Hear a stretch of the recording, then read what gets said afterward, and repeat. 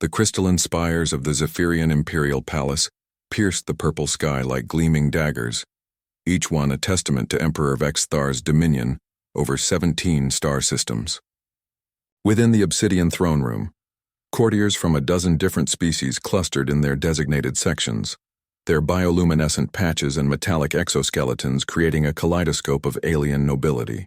Emperor Vexthar lounged on his gravity-defying throne, his 6 arms draped carelessly over the armrests while his primary head sneered at the holographic display before him. The secondary head on his left shoulder whispered calculations, while the tertiary head on his right maintained surveillance of the court. His scales, each one worth more than most planets' annual GDP, rippled with amusement. "Behold," Vexthar announced, his voice carrying across the vast chamber through neural implants embedded in every courtier's skull, "the pathetic world of Earth. 3rd planet from an unremarkable star, populated by creatures so primitive they still use chemical propulsion to escape their gravity well." The hologram rotated slowly, showing Earth in all its blue and green splendor.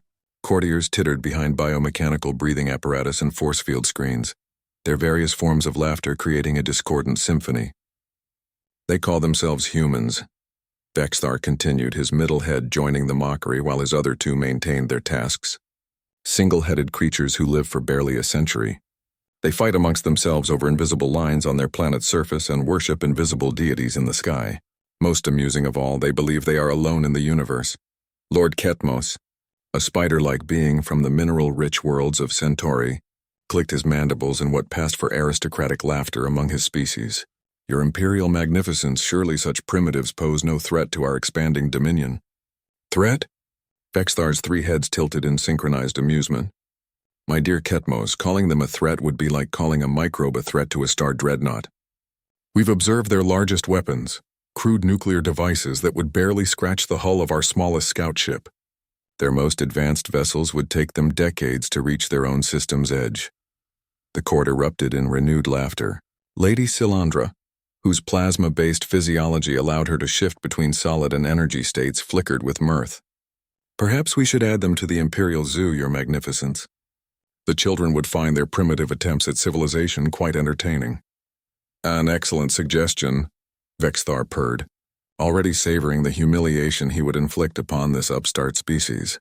"We shall—" The massive doors to the throne room, each one carved from a single neutron star fragment, began to grind open. This was impossible. No one entered the Emperor's presence without being announced by the Herald of Audiences, and the Herald had given no such announcement. A figure stepped through the doorway. The court's laughter died as if cut by a vibroblade. The being was remarkably unremarkable. It stood on 2 legs, had 2 arms, and possessed only a single head, topped with short brown hair. Its skin was a pale pink-tan color, and it wore simple black clothing that seemed almost primitive compared to the exotic materials adorning the court. It was of average height by galactic standards, neither imposing nor diminutive, but something about its presence made every instinct in every alien in the room scream warnings. The human walked forward with measured steps, neither hurried nor hesitant. Its eyes, 2 simple optical organs without the advanced features found in most civilized species, swept across the assembled courtiers with casual assessment. Where that gaze fell, beings who had conquered worlds found themselves stepping backward involuntarily. Emperor Vexthar felt something he hadn't experienced in 3 centuries of rule: uncertainty. This was impossible. His intelligence network spanned 17 systems. No ship could approach his world undetected. No being could penetrate his palace defenses. Yet here stood a creature from the very world he had been mocking, as if the laws of physics themselves had bent to accommodate its presence. "You were discussing my species," the human said, its voice carrying clearly through the chamber without technological assistance. The words were spoken in perfect high galactic, though the human's translation implants were clearly outdated models. The silence stretched like the vacuum between stars. Vexithar's primary head finally found its voice while his other 2 remained locked in shock. "Impossible. Earth is 17 light-years away. Our fastest ships require months for such a journey, and your technology is millennia behind ours." The human smiled, a facial expression that somehow managed to be both gentle and terrifying. "You're correct about the distance. You're wrong about the time. Security, Vexthar's voice cracked across the room. Destroy this intruder. Nothing happened. The palace's AI, a crystalline consciousness that had served the Imperial line for 10,000 years, spoke for the first time in anyone's memory. I'm sorry, Your Imperial Magnificence. I cannot comply with that request. Cannot? Vexthar's three heads spoke in unison, his carefully maintained composure finally cracking. I am your Emperor.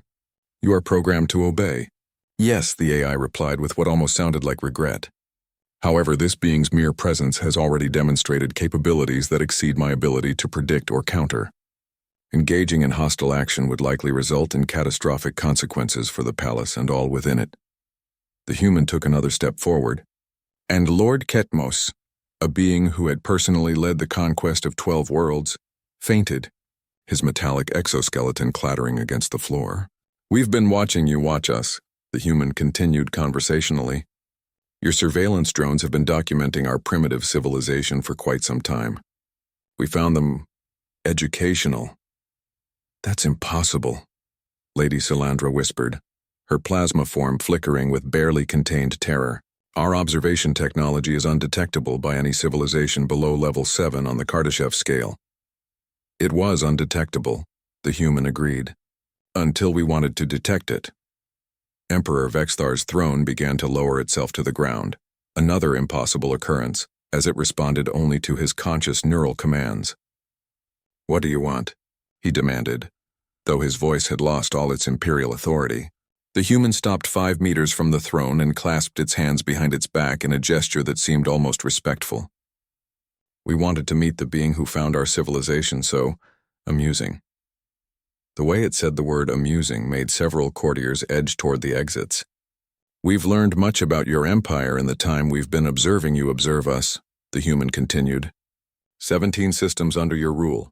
300 billion sentient beings acknowledging your sovereignty, a military force capable of sterilizing planets. Quite impressive by our current standards. Current standards? Vexthar's secondary head whispered. Oh yes, we're still growing, you see. Still learning. Still becoming. The human's smile widened slightly. For instance, we've recently become very interested in faster-than-light travel.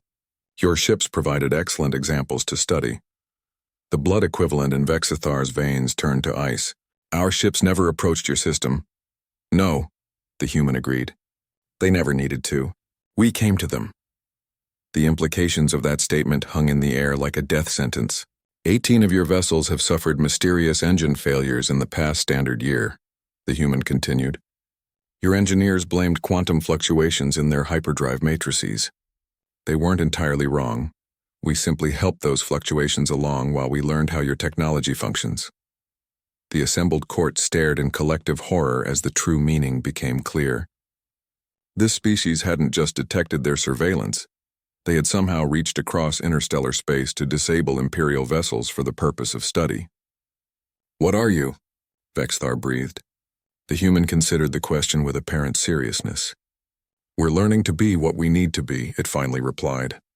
Today we needed to be here in your throne room having this conversation. Tomorrow?